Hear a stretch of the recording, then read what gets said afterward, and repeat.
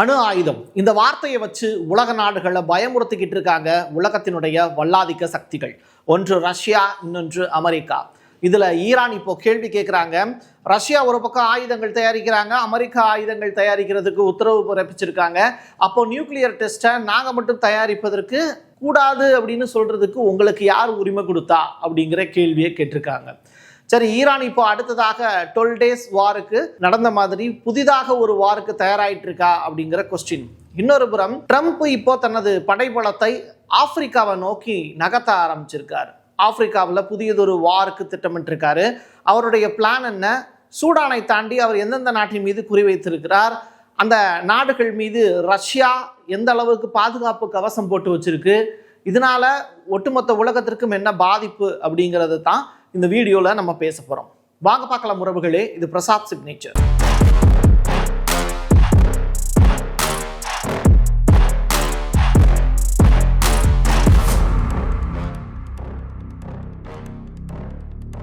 Prasad signature media broadcasting private limited. நீங்க news ரீடரா மாறணுமா, content கிரியேட்டரா உருவாகணுமா, satellite சேனல்ல ரிப்போர்ட்டரா வேலை பார்க்கணுமா, டாக்குமெண்ட்ரி மேக்கிங்ல இருந்து ஜேர்னலிசம் பற்றிய முழுமையான பயிற்சி பெற உங்களுக்கான அருமையான வாய்ப்பு. எங்களை தேடி வாங்க. ஆன்லைன் மற்றும் நேரடி பயிற்சி வகுப்புகளும் சர்டிபிகேட் கோர்ஸாவே கத்துத்தரும். மீடியா துறையில் 10 ஆண்டுகளுக்கு மேல அனுபவம் உள்ளவர்கள் பயிற்சி கொடுப்பார்கள். வாய்ஸ் ஓவர் தொடங்கி வாய்ஸ்லெஸ் பீப்புளுக்காக உங்களை சிறந்த ஜேர்னலிஸ்டா உருவாக்க வேண்டியது எங்களோட பொறுப்பு. ஸ்கூல்ஸ் அண்ட் காலேஜஸ்ல ஜூனியர் ஜேர்னலிஸ்ட்ங்கிற பேர்ல ஒர்க் ஷாப்பும் கண்டக்ட் பண்ணி கொடுக்கிறோம். மோட்டிவேஷனல் ஸ்பீக்கரா கடந்த 15 ஆண்டுகளா கல்வி நிறுவனங்களுக்கு நிகழ்ச்சிகளும் நடத்தி தரோம். தொடர்புக்கு 9944790333 94493594 prasadsignature@gmail.com.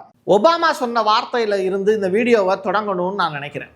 ஒபாமா சமீபத்தில் ஒரு நிகழ்ச்சியில் ஒன்று பார்ட்டிசிபேட் பண்ணிட்டு அதில் ஒரு ஸ்பீச் ஒன்று கொடுக்குறார். ஒபாமா யாருன்னு உங்களுக்கு தெரியும், அமெரிக்காவினுடைய முன்னாள் பிரசிடெண்ட். ஒபாமா மீது ஏகப்பட்ட பஞ்சாயத்துக்களை ட்ரம்ப் அவர்கள் கிளப்பியிருந்தாங்க, அது தனிக்கதை. இப்போது என்ன சொல்கிறார் அவர் ஒபாமா, ட்ரம்ப் மாதிரியான ஆட்சியாளர்கள் எதற்காக பதவிக்கு வந்தாங்க அப்படிங்கிறத மறந்துட்டு வேற ஒரு விஷயத்த பண்ணிக்கிட்டு இருக்காங்க. பெரும் முதலாளிகளுடைய சேவகர்களாக தான் இவங்க இருக்காங்களே தவிர மக்களுக்காக சேவை செய்யறதுக்கு தான் மக்கள் இவங்களை ஓட்டு போட்டு தேர்ந்தெடுத்தாங்கிறத இவங்கெல்லாம் மறந்துட்டாங்க அப்படிங்கிறத சூப்பரான ஒரு ஸ்பீச்சாக கொடுத்துருக்காரு. இது அமெரிக்காவில் இருக்கக்கூடிய அதீத மக்கள் இப்போ ட்விட்டரில் ஷேர் பண்ணிக்கிட்டு இருக்காங்க. இதுக்கும் நம்ம பேசக்கூடிய இந்த டாபிக்குக்கும் ரொம்ப ரொம்ப கனெக்டிவிட்டி இருக்குது. அதனால தான் இந்த வார்த்தைகளை நான் பதிவு செஞ்சேன். கல்ஃபினுடைய டிப்ளமேட்டிக் ஆலோசகர் கர்காஷ் அப்படிங்கிற நபர், இவர் மனாமா அப்படின்னு சொல்லிட்டு ஒரு மீட்டிங் வந்து பக்ரைனில் நடக்குது. பக்ரைன் வந்து ரொம்ப செழிப்பான ஒரு நாடுங்கிறது உங்களுக்கு தெரியும். ஆயில் மூலியமா இன்னைக்கு பெரிய அளவில் வளர்ந்துட்டாங்க. அப்படிப்பட்ட கண்ட்ரி இப்போ ஒரு ஸ்டேட்மெண்ட்டை சொல்றாங்க. அதுவும் ஜனாதிபதியினுடைய ஆலோசகர் சொல்லி இருக்கக்கூடிய ஸ்டேட்மெண்ட் என்ன தெரியுமா சொல்றாரு அவரு? ட்ரம்ப் மாதிரியான நபர்கள் இப்போ ஆப்பிரிக்காவில் தனது போரை நடத்துவதற்கு திட்டமிட்டிருக்காங்க.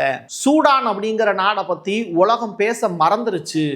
நாங்களும் சேர்ந்து ஒரு தவறை பண்ணிட்டோங்கிறத இப்போ நாங்கள் ஒத்துக்கிறோம். சூடானில் இந்த கடைசி 2 ஆண்டுகளில் மட்டும் 40,000 பேர் பொதுமக்கள் இறந்து போயிருக்காங்க. அங்கே சிவில் சொசைட்டி அப்படிங்கிறதே காணாமல் போயிடுச்சு. ஆட்சியாளர்கள் ஜனநாயகத்தின் மீது நம்பிக்கை வைத்திருக்கக்கூடிய மக்கள் 2021 அதை முடிச்சுக்கிட்டாங்க. இப்போ கடைசி இந்த 4 ஆண்டுகளில் மட்டும் மொத்தமாக வெளியேறி இருக்கக்கூடிய மக்களுடைய எண்ணிக்கை மட்டும் 1,50,00,000 பேர் அப்படிங்கிற ஷாக்கான ஒரு ரிப்போர்ட்டை வெளியிட்டாங்க. இதுதான் இன்னைக்கு பேசுபொருள். இதை தான் நீங்கள் மக்களாக்கி நீங்கள் தெரிஞ்சுக்கணும். காரணம் என்ன அப்படின்னா, இன்னைக்கு பாலஸ்தீனை பற்றியும் பாலஸ்தீனத்தை பற்றிய விஷயங்களையும் காசாவை பற்றிய விஷயங்களையும் உலகளாவிய அளவில் நடக்கக்கூடிய போராட்டங்கள் 2024 மட்டும் 4000க்கும் மேற்பட்ட போராட்டங்கள் பாலஸ்தீனத்துக்கு ஆதரவாக நடந்திருக்கு. இது ரொம்ப குறிப்பிடத்தகுந்த ஒரு விஷயம். பட் ஆப்பிரிக்காவில் இருக்கக்கூடிய ஒரு சூடானில் ஒரு 40,000 மக்கள் இறந்து போயிருக்காங்க அப்படிங்கிற ஒரு விஷயத்த இன்னைக்கு இருக்கக்கூடிய மீடியாக்கள் சொல்ல முடியல. காரணம் என்னன்னா, மேற்கத்திய ஊடகங்கள் அதை பற்றிய செய்திகளை அங்கே போய் எடுக்கிறதுக்கு அனுமதிக்க மாட்டாங்க. ஆப்பிரிக்காவில் ஒரு பீரியட்ல பிரான்ஸ் தான் ஆட்சி பண்ணுச்சு. இன்னைக்கு ஏகப்பட்ட கண்ட்ரிஸை, பர்கினா பாசோ உள்ளிட்ட ஏகப்பட்ட கண்ட்ரிஸ் வந்து யாருடைய கட்டுப்பாட்டுக்குள்ள போயிடுச்சுன்னா ரஷ்யாவினுடைய கட்டுப்பாட்டுக்குள்ள போயிடுச்சு. அப்போ ட்ரம்ப் என்ன பண்றாரு, புதியதொரு முயற்சியை யுஏஇயோட சேர்ந்துக்கிட்டு நடத்துறாரு. அதனால பாதிக்கப்பட்டிருக்கக்கூடிய ஒரு நாடு தான் சூடான். அந்த ஆப்பிரிக்காவில் ஏகப்பட்ட கண்ட்ரிஸ் இருக்கு. அதுல ஒரு கண்ட்ரியில மட்டுமே 40,000 பேரை கொன்று குவிச்சிருக்காங்க அப்படின்னா இவங்களுடைய அடுத்த கட்ட திட்டம் என்னவாக இருக்க போகுது அப்படிங்கிறத நினைக்கும் போதே பயம் வருதா? நைஜீரியாவில் போகோ ஹராம் அப்படின்னு சொல்லிட்டு ஒரு தனியாக ஒரு இனக்குழு, இவங்க என்ன பண்றாங்க, நைஜீரியா எங்களுக்கு சொந்தமானது, இதுல வெளியாளுங்க வரக்கூடாது அப்படிங்கிற ஒரு விஷயத்தை மையப்படுத்துறாங்க. குறிப்பிட்ட சில மதத்தை சேர்ந்தவர்கள், அதாவது இஸ்லாமிய மதத்தை சேர்ந்தவங்க அங்கே அதிகமாக இருக்காங்க. மெஜாரிட்டி பீப்புள் முஸ்லீம் அப்படின்னா கூட அங்கே 40ல் இருந்து 45% கிறிஸ்தவர்கள் வாழ்றாங்க. இங்கே நைஜீரியாவில் இருக்கிறதுக்கு வாழ்றதுக்கு காசு கிடையாது, ஆனால் மதத்தை வைத்து இவர்கள் சண்டை போட்டுக்கிறக்கூடிய நிகழ்வுகள் மட்டும் அரங்கேறிக்கிட்டே இருக்கு. அந்த ஊருக்கு போனோம் அப்படின்னா திங்கக்கூடிய ரொட்டியில் முதற்கொண்டு ஒருத்தனுக்கு ஒருத்தன் பிச்சு பிச்சு தான் சாப்பிட்டுக்கிட்டு இருக்கான். ஆனால் இங்கே ஏன் மதம் பெருசா ஓ மதம் பெருசா அப்படின்னு இங்கே சண்டை போடக்கூடிய நிகழ்வுகளை பார்க்கும்போது தான் பயமாக இருக்குது. ரெண்டாவது, அவங்க சண்டை போடுறாங்களோ இல்லையோ, அவங்கெல்லாம் இவங்க கிறிஸ்தவங்க, இவங்க முஸ்லீம், இவங்க இறந்து போயிட்டாங்கன்னா நான் உங்களுக்காக குரல் கொடுப்பேன் அப்படின்னு யாராவது வந்தால் உங்களுக்கு இதில் எவ்வளவு கடுப்பு வரும். அது மாதிரியான ஒரு நிகழ்வு தான் இப்போ ட்ரம்ப் அரங்கேற்றிருக்கார். நைஜீரியாவில் ஒரு பெரிய வன்முறை நடந்துகிட்டு இருக்கு, சிவில் வார் நடந்துகிட்டு இருக்கு. இதற்கு காரணம் என்ன அப்படின்னா, அங்கே இருக்கக்கூடிய பெரும்பான்மை முஸ்லீம்கள் அங்கே இருக்கக்கூடிய சிறுபான்மையினராக இருக்கக்கூடிய கிறிஸ்தவர்களை டார்ச்சர் பண்ணுறாங்க அப்படின்னு எப்பயுமே ஏரோப்ளேனில் பறந்துக்கிட்டே இருக்கும்போது ஒரு பேட்டி கொடுப்பார்ல செய்தியாளர்களுக்கு, அதே மாதிரியான பேட்டியை கொடுத்துருக்காரு.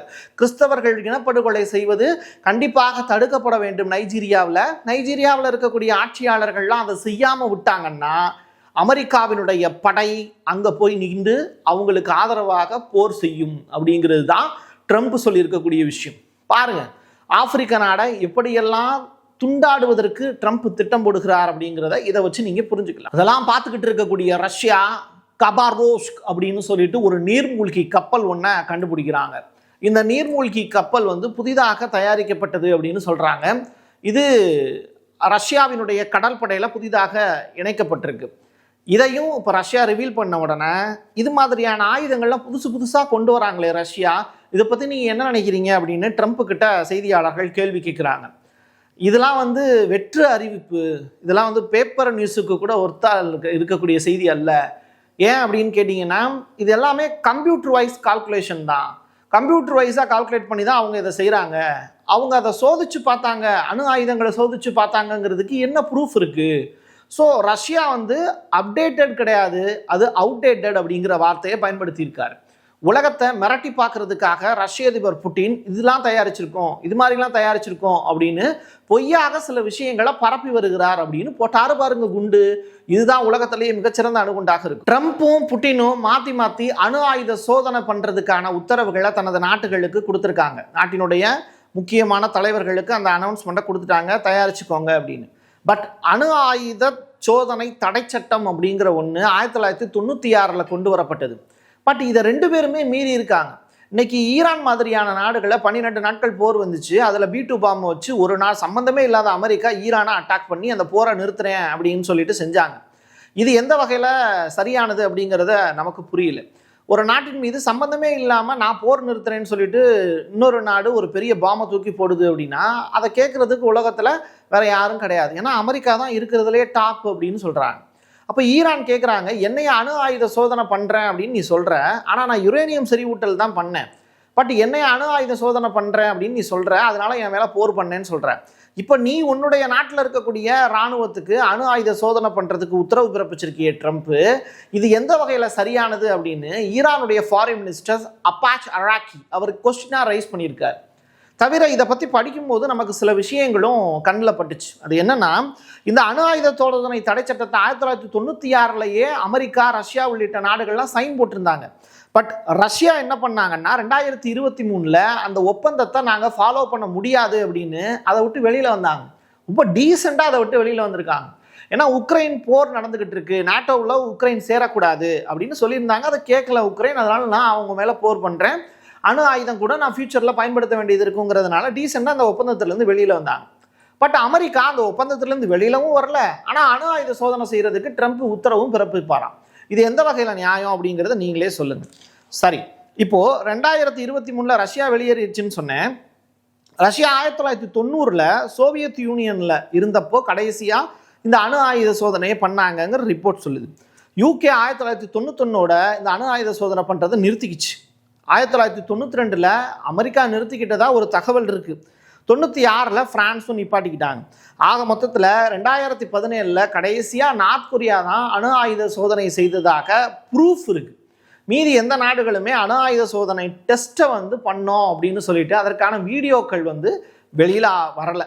பட் ரஷ்யாவோட வீடியோக்கள் வந்துகிட்டு இருக்கு. அது எந்த அளவில் உண்மைன்னு தெரியலேன்னு இப்போ ட்ரம்ப் சொல்லியிருக்கக்கூடிய விஷயம்தான் குழப்பத்தை ஏற்படுத்தியிருக்கு.